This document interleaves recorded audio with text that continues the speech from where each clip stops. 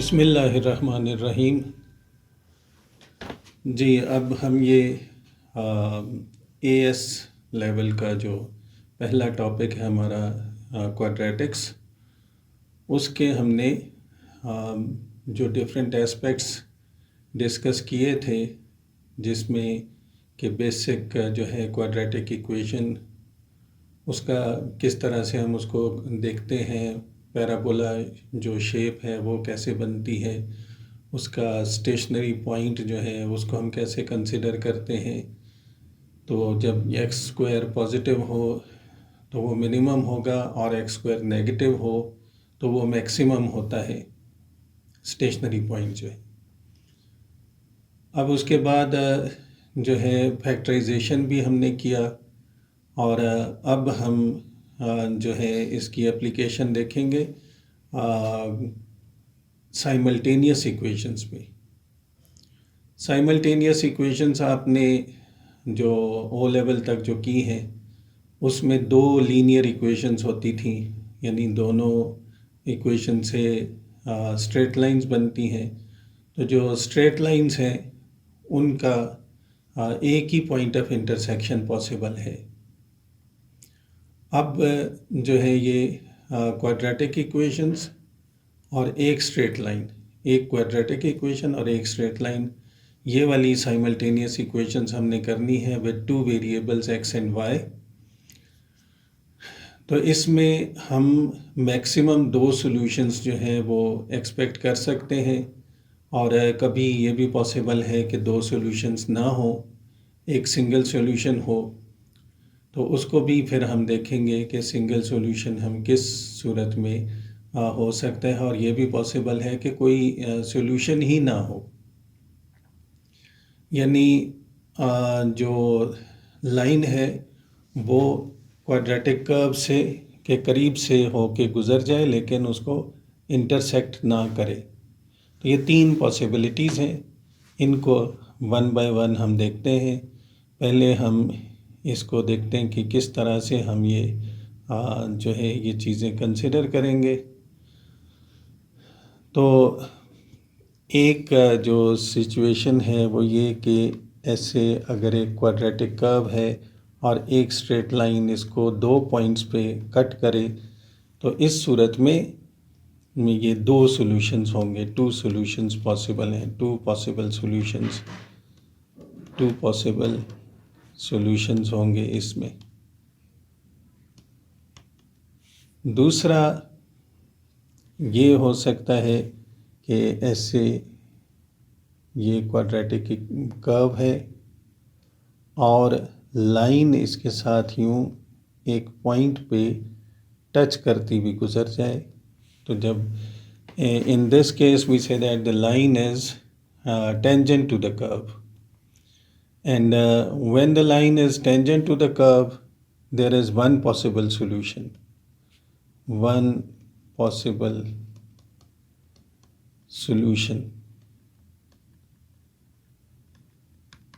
और तीसरी पॉसिबिलिटी ये है कि इसको हम ऐसे देखें कि ये क्वाड्रेटिक कर्व ऐसे जा रहा है और लाइन उसके करीब से ऐसे गुज़र रही है। तो इसका मतलब है नो पॉइंट ऑफ इंटरसेक्शन, इसमें कोई पॉइंट ऑफ इंटरसेक्शन नहीं होगा। तो नो पॉइंट ऑफ इंटरसेक्शन,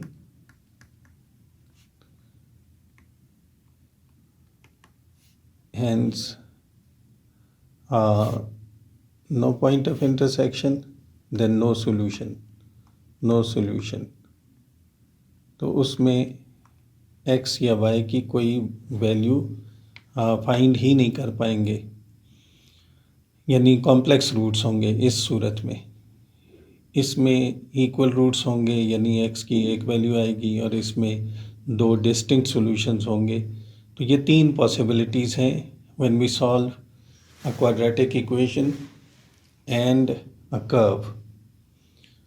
तो अब इसमें ना ये हमने ये एक वो इक्वेशन मैंने लिख के रखी हुई थी, ये आप इसको देखें कि अगर हम इसको सॉल्व करें तो ये इसको मैं थोड़ा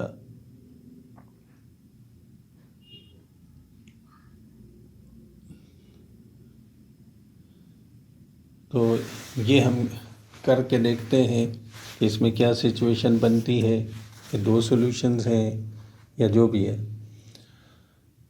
तो लीनियर जो साइमल्टेनियस इक्वेशंस आप सॉल्व करते थे उसमें क्या है कि आप जो है मुख्तलिफ़ मेथड्स हैं उसके सॉल्व करने के। मैट्रिसेस से भी कर सकते हैं, ग्राफ ड्रॉ करके भी कर सकते हैं, और भी जो एलिमिनेशन मेथड और इस तरह से इक्वल कोएफिशिएंट मेथड, अलग अलग मेथड्स हो सकते हैं। लेकिन यहाँ पे आप सिर्फ एक ही मेथड अप्लाई होगा, दैट इज़ सब्स्टिट्यूशन मेथड। तो जब भी ये आपको क्वाड्रेटिक इक्वेशन सॉल्व करने का कहा जाएगा तो there will be only one possible way, that is substitution method. तो इसमें आपने हमेशा सिर्फ सब्स्टिट्यूशन से ही इसको सॉल्व करना है। तो यहाँ से अगर हम देखें तो उसमें भी मोस्ट ऑफ द टाइम्स आपने क्या करना है कि जो लीनियर एक्सप्रेशन है जिसमें यानी ये डिग्री 1 है दोनों की, तो इस लीनियर एक्सप्रेशन से आपने एक वेरिएबल को सब्जेक्ट बनाना है। यानी ये कोई ऐसे फिक्स नहीं है, कोई ज़रूरी नहीं है कि हमेशा आप y को सब्जेक्ट बनाएं या सिर्फ x को सब्जेक्ट बनाएं। तो आप x को भी सब्जेक्ट बना सकते हैं, y को भी, लेकिन आपको पहले ये देखना चाहिए कि कौन सा आपके लिए कन्वीनियंट रहेगा और कौन सा, ये सारा पहले आपने सोचना है, फिर उसके बाद इसको अप्लाई करना है। तो उसमें आपने ये देखेंगे कि यहाँ पे भी आपको देखना होगा कि कहाँ पे इसको अप्लाई करना, कहाँ पे कन्वीनियंट है। तो ये दो चीज़ें आपने कंसिडर करनी है कि यानी सब्जेक्ट बनाना किसको आसान है और कौन सी वैल्यू यहाँ पे लगाएं कि ये इजीली सॉल्व हो सके।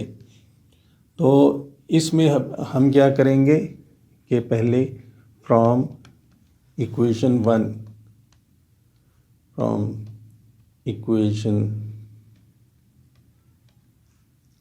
1 तो यहाँ से ये this is 2x plus y equal to 5, then y is equal to 5 minus 2x। तो अब ये y की वैल्यू जो है हम इजीली यहाँ इस इक्वेशन में पुट कर सकते हैं, यहाँ पे y की जगह पे, और उसके बाद जो है हमें एक सिंगल वेरिएबल में इक्वेशन मिल जाएगी। तो ऐसा करना क्यों ज़रूरी होता है? Because this is the simple rule of mathematics that values of two unknowns can not be found from one equation. तो अब ये देखें, दो अगर अननोन हैं तो दो ही इक्वेशंस होंगी, तो ये पॉसिबल है उसको फाइंड करना। और उसके तरीका यही है कि एक जो वेरिएबल है उसको आप कम करें। तो यहाँ पे इसको जो है आप यहाँ से इसमें सब्स्टिट्यूट करेंगे। तो ये भी मैं यहाँ पे ये सेंटेंस लिख देता हूँ, substitute value of y in equation 2। तो इक्वेशन 2 में y की वैल्यू लगाएं, तो that will be x square plus y square is equal to 5। तो यहाँ y की जगह पे ये वैल्यू लग जाएगी 5 minus 2x। So it will be x square plus 5 minus 2x whole square equal to 5। बस इन बातों का आपने ध्यान रखना है कि स्क्वायर लगाना अगर भूल गए तो सारा गलत हो जाएगा। तो ये ख्याल रखें कि y का स्क्वायर है तो यहाँ पे स्क्वायर आपको लगाना है। तो अब ये एक्स स्क्वायर प्लस, अब ये जो है ये आइडेंटिटी आपको पता है, a minus B whole square जो आइडेंटिटी है that is a square minus 2ab plus B square. तो आपने इसी को यहाँ पे ये 5 जो है इसको a और 2x को b कंसिडर करते हुए ये इसको अप्लाई करना है। तो बल्कि ये इसकी ज़रूरत नहीं है ब्रैकेट की, क्योंकि इसको अभी हमने एक्सपेंड करना है, तो ब्रैकेट ना ही लगाएं तो बेहतर है। तो ये जो है हमारे पास ये आ जाएगा 5 का स्क्वायर मैं डायरेक्ट लिख देता हूँ, that will B 25 minus 2ab, यानी ये भी मैं डायरेक्ट लिखना चाह रहा हूँ कि 2 2 ज़ा 5, 5 2 ज़ा 2 5 ज़ा 10, 10 2 ज़ा 20, तो यहाँ पे ये 20x आ जाएगा। ये 20x is equivalent to this 2ab plus b square, that is 2x square, which will be 4x square, and it is equal to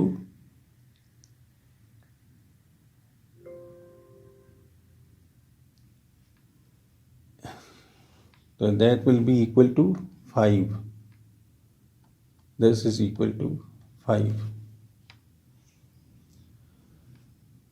तो अब ये हो जाएगा आपके पास एक्स स्क्वायर और ये 4x square, that is equal to 5x square minus 20x plus, अब ये 25 में से 5 माइनस करें तो ये 20 बच जाता है आपके पास, equal to 0।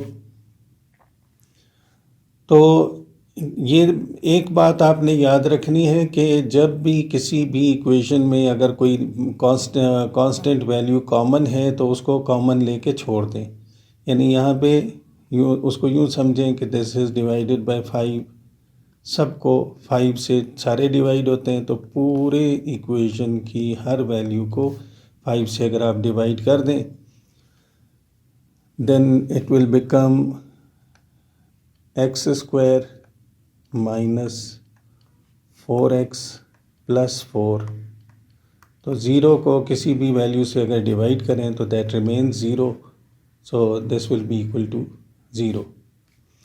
Now when we make its factors, 4 के जो फैक्टर्स, ये फैक्टराइजेशन में हमने सीखा था कि 4 के ऐसे दो फैक्टर्स जिनका सम भी 4 हो, तो I think that's very simple, that is 2 2 ज़ा 4 and sum of factors 2 plus 2 is again 4.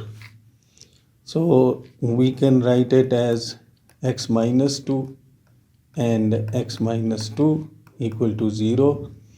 ये मैंने आपको ये जो फैक्टराइजेशन वाले जो वीडियो हमने रिकॉर्ड की थी उसमें मैंने ये बताया था कि आप किस तरह ये डायरेक्ट एक सिंगल स्टेप में इसके फैक्टर्स लिख सकते हैं।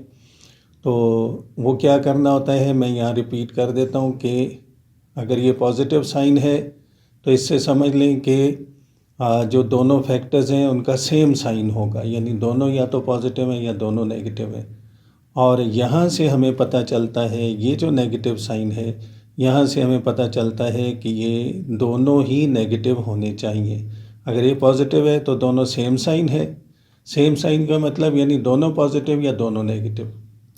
तो अगर ये नेगेटिव है तो इसका मतलब है दोनों को आपने नेगेटिव लेना है। तो इस तरह say that is x minus 2, इसको अभी मतलब लिखने में जैसे भी आप लिख लें कि अलग अलग इक्वल टू 0 करें तब भी वही आएगा, तो स्क्वायर करके लिख लें तो x minus 2 is equal to 0 and x is equal to 2। तो ये x की वैल्यू हमें मिल गई है। यहाँ इसको जो है हम जब उस इक्वेशन में लगाएंगे, this is the value of x, इस x की वैल्यू को हमने इसमें पुट करना है। यहाँ y ऑलरेडी सब्जेक्ट बना हुआ है, तो यहाँ पे x की वैल्यू को अगर सब्स्टिट्यूट करें तो हमें y मिल जाएगा। तो वो मैं यहाँ पे लिख लेते हैं कि अगर इसकी वैल्यू जो है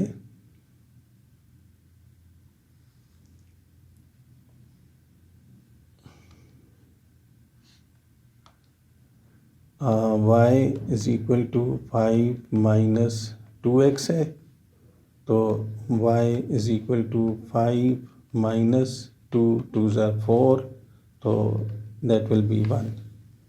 then solution of these two simultaneous equations, that is 2 1,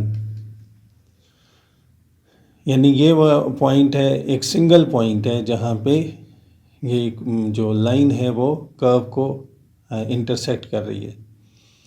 अब ये कर्व किस टाइप का है, तो देखें जब x और y दोनों पे स्क्वायर होगा तो that is the equation of a circle.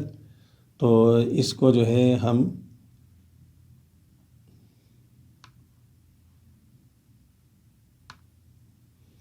यहाँ से इसको this is equation of a circle. तो यहाँ अगर हम इसको यूँ एक बहुत ही रफ स्केच करें तो this is a circle with centre at origin and radius is under root 5. So this will be a circle something like this. बहुत नीट तो नहीं बन सकता, ये इस तरह से ये आ गया।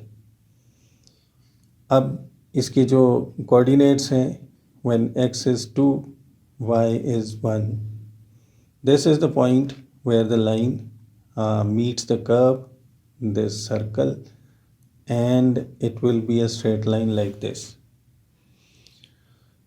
तो यहाँ आप देख सकते हैं कि this is one solution and it's value is 2 1। तो ये इसका वो हो गया, पॉइंट ऑफ इंटरसेक्शन हो गया।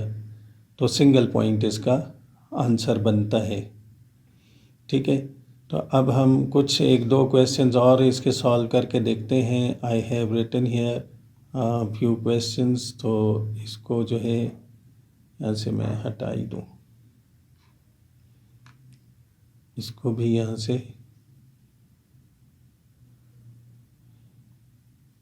हटाएं तो ये जो है okay.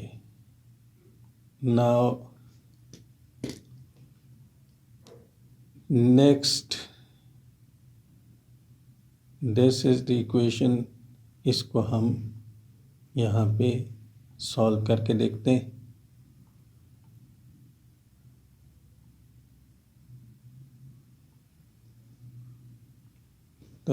Now this is a different question, different type of equation. So if this is equation 1 and equation 2, now almost same strategy is there. अब मैं बहुत सी फॉर्मेलिटीज़ जो यहाँ पे ये जो सेंटेंसेस वगैरह लिखे हैं उसके बग़ैर मैं इसको डायरेक्ट सॉल्व करता हूँ, और expecting that in A levels it might not be a problem to understand if I skip few of the steps. So in this question y is already made a subject, तो हम इसको straight away y की जगह पे ये 2 minus x लिख देते हैं। तो this is x, substituting y from equation 1 in equation 2, तो ये x हो गया। y की जगह हमने 2 minus x लिखना है, और यहाँ पे ये आ गया 5 minus, again there is y, once again we write it 2 minus x whole square। तो अब ये जो है यहाँ पे ये आप देख सकते हैं कि positive and negative x they are cancelled, only 2 is there, so 2x is equal to 5 minus 3 times, we will expand this square before multiplying 3 inside the bracket। तो इसका जो है एक्सपेंशन ये हो जाएगा a square minus 2ab plus b square। तो अब ये हम 5 minus 12 plus 12x minus 3x square। अच्छा, कोई भी क्वाड्रेटिक इक्वेशन सॉल्व करने के लिए हमारी कोशिश होती है कि जो एक्स स्क्वायर वाली वैल्यू है that should not be negative, so we shift this the all of them on the other side, and before that let's simplify these two terms, that is -7 plus 12x minus 3x square। So now it will be on the other side, it will be 3x square plus this 2x, and this 12x on the other side, that will be minus 12x, and this 7 on the other side will be plus 7 equal to 0, So we obtain 3x square minus 10x plus 7 equal to 0.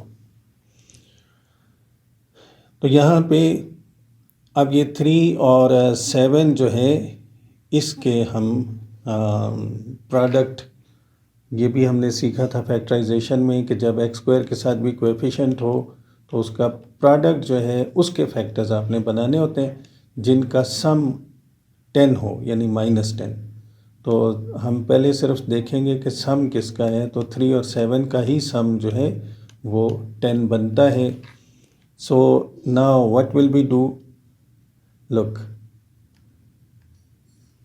since 3 is a prime number, it cannot be broken up further, so it will remain here, and in the other bracket it will be x.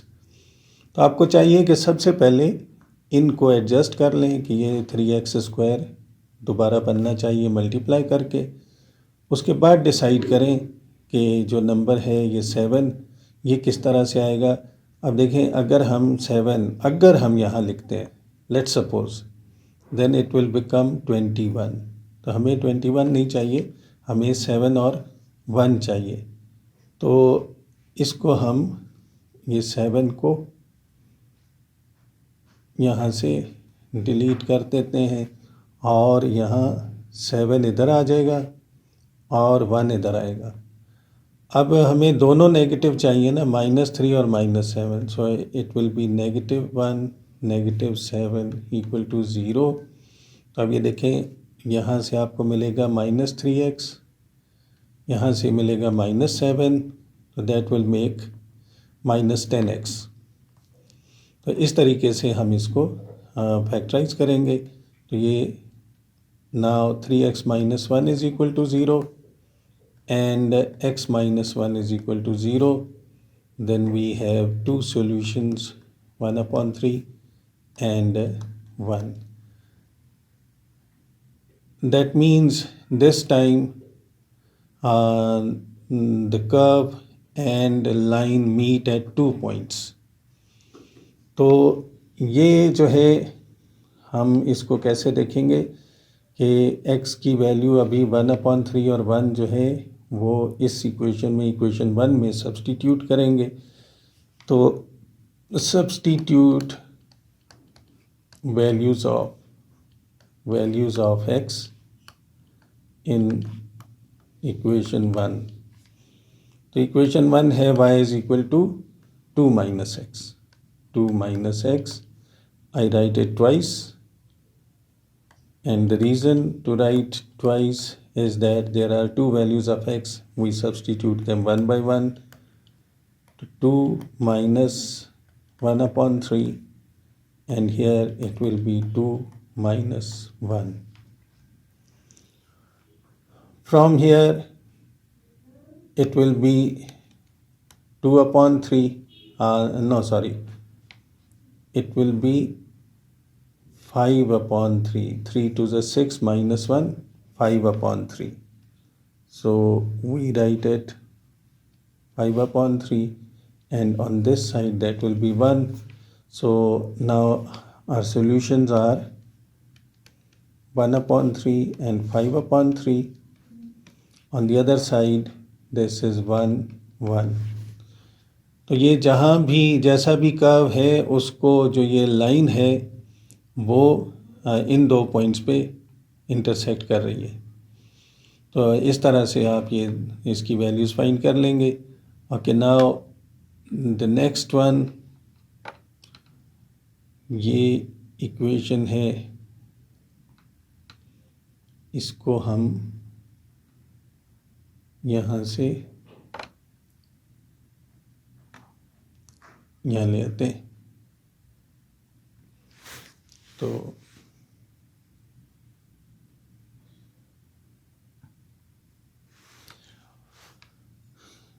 okay, now once again from here it is a little more detailed. Number 1, number 2. This time the substitution of x and y is not that simple, but we will take the value of x from equation 1. That is 2x equal to 1 minus 3y, and x is equal to 1 minus 3y over 2. तो value जो भी हो उससे फ़र्क नहीं पड़ता, आपने जो है उसकी टेक्निक को फॉलो करना है, जैसे जैसे दिया है आप उसको सेम उसी तरह से अप्लाई करते जाएं. There is no reason that it won't be solved. तो x की जगह पे हम 1 minus 3y upon 2 square is equal to 2. अब अगर हम इसको सॉल्व करें तो ये हमारे पास इसको तो ये तो ऐसे ही रहेगा, माइनस इसका स्क्वायर कंप्लीट करते हैं तो A square minus 2ab plus B square divided by 4, यानी 2 का भी स्क्वायर हो जाएगा ना, 4 हो जाएगा. तो ये दैट इज़ इक्वल टू 2. अब क्या करेंगे कि अब यहाँ से हम इसका एलसीएम ले लेते हैं. तो that will B 4 times 3, that is 12y square. अब यहाँ ये जो है ना, ये वाला नेगेटिव साइन यहाँ अगर पॉजिटिव होता है तो हमें ब्रैकेट की ज़रूरत ही नहीं थी. नेगेटिव की वजह से ब्रैकेट लगाया. अब ब्रैकेट हटाएंगे तो इसके साइंस चेंज हो जाएंगे. तो -1 plus 6y minus 9y square over 4. तो वो वाला 4 मैं डायरेक्ट इधर ला के मल्टीप्लाई कर देता हूँ. जो यहाँ पे जो एलसीएम बनना था तो उसको हमने यहाँ पे मल्टीप्लाई कर दिया. ये मैं आपको एक दफ़ा ये बता देता हूँ कि इस तरह से ये इसका क्योंकि एलसीएम था 4, यहाँ पे ये 2 था, ये 2 था, यहाँ पे ये 2 है. तो ये 4 इस 2 के साथ जब इधर मल्टीप्लाई होगा तो ये 8 आ जाएगा. तो ये आपको भी ना ये डायरेक्ट करना चाहिए, बजाय इसके कि इसको आप पूरा वो करें बार बार. इतनी डिटेल की ज़रूरत नहीं होती है. तो इसको हम 4 जब उसके साथ मल्टीप्लाई होगा तो वो 8 हो जाएगा. तो हम यहाँ पे ये लाइन को भी यहाँ से हटा देते हैं. तो that will B, this will become 8. यहाँ पे ये 8 आ जाएगा. तो अब ये 12y स्क्वायर है माइनस 9y स्क्वायर. तो 12 minus 9 3y square plus 6y, ये -1 है, 8 को इधर लाएं, ये भी हम डायरेक्ट लिखते हैं -9. अब ये जैसे पिछले क्वेश्चन में था, मैंने आपसे कहा था कि कुछ कॉमन हो तो सबसे पहला काम आप ये करें उस कॉमन से सबको डिवाइड करें. तो ये सबको 3 से डिवाइड करें. वो मैं डेलिब्रेटली यहाँ पे लिखना नहीं चाह रहा क्योंकि मैं ये चाह रहा हूँ कि आप लोग भी इसको डायरेक्ट लिखा करें. तो ये 3 से डिवाइड करें, इसको भी 3 से. तो ये मैंने यहाँ पे आपको बताने के लिए लिखा है, लेकिन बेहतर है कि ये ना लिखा करें. डायरेक्ट आप ये समझ जाएं कि 3 से जब डिवाइड करेंगे इनको तो ये जो है सारा मतलब सिंप्लीफाइड जो फॉर्म होगी इसकी, उसको आप नेक्स्ट स्टेप में लिख दें. इसको मैंने सिर्फ आपको बताने के लिए कि every value is divided by 3. तो after having divided we obtain y square plus 2y minus 3 equal to 0. अब क्या होगा कि ये 3 के जो फैक्टर्स हमने बनाने हैं, ये देखें ये नेगेटिव है. तो इसका मतलब है कि इसका एक फैक्टर नेगेटिव होगा और एक पॉजिटिव होगा. तो 3 के फैक्टर्स तो और कुछ पॉसिबल ही नहीं है, 1 और 3 ही रहेगा. तो इसका मतलब है कि इनका डिफरेंस, ये जो साइन है, this tells that the difference of factors should be 2. इसके फैक्टर्स का डिफरेंस 2 होना चाहिए. तो वो फिर इसका मतलब है कि दैट विल बी 3 - 2, यानी 3 पॉजिटिव और 2 नेगेटिव। तो y + 3 y - 1 = 0। तो I wish you to write the factors directly in one step. इस चीज़ की आपने प्रैक्टिस करनी है। So now that will be y + 3 = 0 और y - 1 = 0, then the value of y is equal to -3 or the value of y is 1. So there are two solutions. Now we have found the value of y. अब देखें, पिछले जो questions थे उनमें हमें पहले हमने x की वैल्यू फाइंड की, बाद में y फाइंड किया था। इस दफ़ा y की वैल्यू पहले फाइंड करना आसान था, तो इस वजह से हमने ये कर लिया। तो अब इस y की वैल्यू को हम जब इस इक्वेशन में, पहली वाली इक्वेशन में सब्सटीट्यूट करें, या आप डायरेक्ट यहाँ पे सब्सटीट्यूट कर दें, तो we will obtain 2 values of x। तो x है y - 1 - 3y। तो इसको हम यहाँ से, ये जो है यहाँ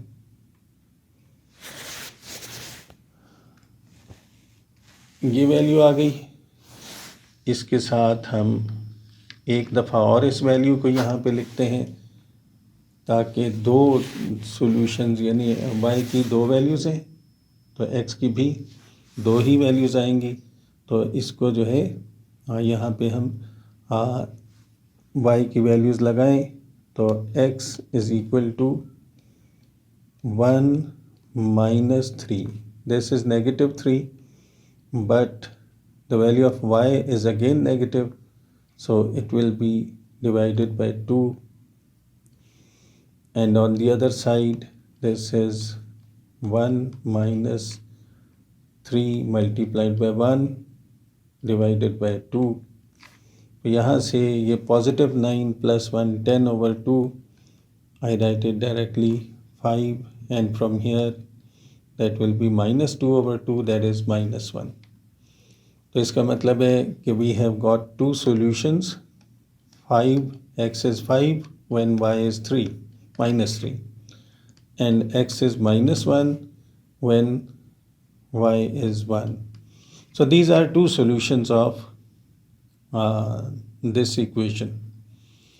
तो इसको भी अगर हम उसका फिगर स्केच करें, तो उस पर ये हमें ये 2 पॉइंट्स पे ये कट करती हुई ये 2 जो है इक्वेशंस नज़र आएंगी।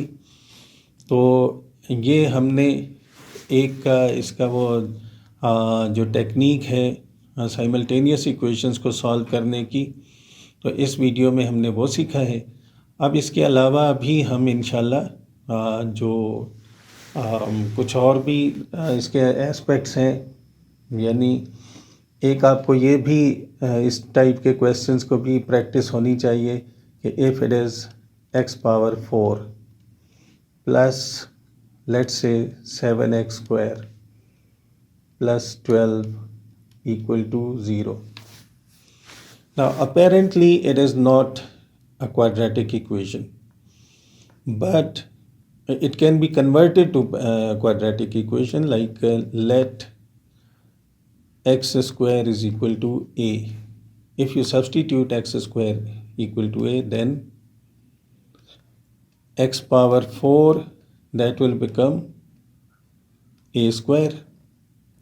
तो ये आप 2 चीज़ें यहाँ पे सब्स्टिट्यूट कर दें, x⁴ की जगह a² लिख दें, और a² की जगह x² की जगह a लिख दें, तो then it is a simple quadratic equation. तो अब ये जो है इसको आप सॉल्व कर सकते हैं, a+4 एंड a+3। जी, ये हम कैसे, ये पॉसिबल है इसको डायरेक्ट लिखना, कि ये जो हमने सीखा है उस फैक्टराइजेशन में, कि इस नंबर के ऐसे 2 फैक्टर्स जिनका सम 7 हो, तो वो 4 और 3 का सम 7 है, और 4 3 = 12। तो इस तरह a की वैल्यू -4 और a की वैल्यू -3 है। अब यहाँ पे एक चीज़ और जो मैं बताना चाह रहा हूँ कि देखिए अब ये दोनों नेगेटिव आ गए ना, तो अब अगर इसको आप करें x² is equal to substitute the value of a, तो x² इज इक्वल टू -3।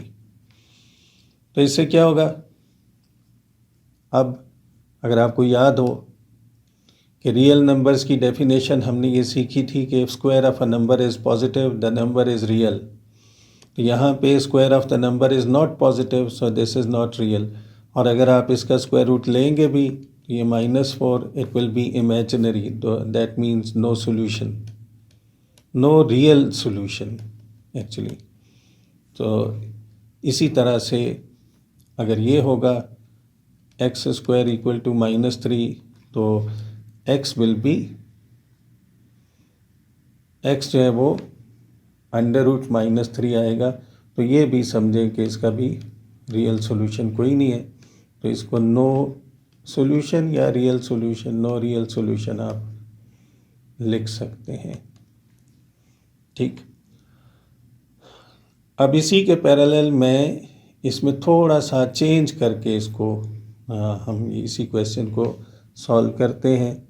सिर्फ एक छोटी सी चेंज करेंगे और वो ये कि दिस इज़ x⁴ -7x² + 12 अगर हो तो बाकी सारी वर्किंग उसी तरह से, let x² is equal to a, then x⁴ will be equal to a², so it will be a² - 7a + 12 equal to 0. then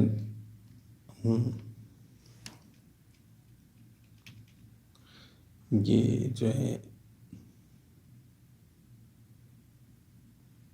तो ये ना यहाँ से ये आ जाएगा a-4 and a-3 equal to 0। तो a की वैल्यू जो है यहाँ से 4 आ गई और a की वैल्यू 3 आ गई, तो ये दो वैल्यूज़ आ गई। तो अब अगर हम इसको a को रिप्लेस करते हैं x² के साथ, तो x² is equal to these two values. Further हाँ, ये जो है इसको मैं यहाँ से ये, तो x from here will be ±2 and x will be equal to ±√3। तो ये दो चीज़ें अभी आज हमने सीखी हैं। एक ये कि अगर कोई पावर x² के अलावा कुछ हो तो उसका क्या तरीका हो सकता है कि उसको आप सब्सटीट्यूट करें और आखिर में वो सब्सटीट्यूशन जो है उसको रिप्लेस कर दें वापस, तो आप x की वैल्यूज़ यूँ फाइंड कर सकते हैं। तो ये जो है दो टाइप की चीज़ें जो है ये हमने करना था।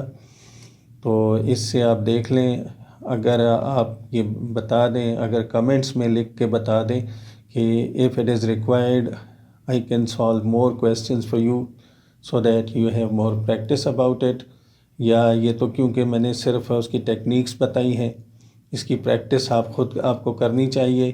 तो अगर कोई प्रॉब्लम हो आप बता सकते हैं, I can make another video about it so that you can have more practice.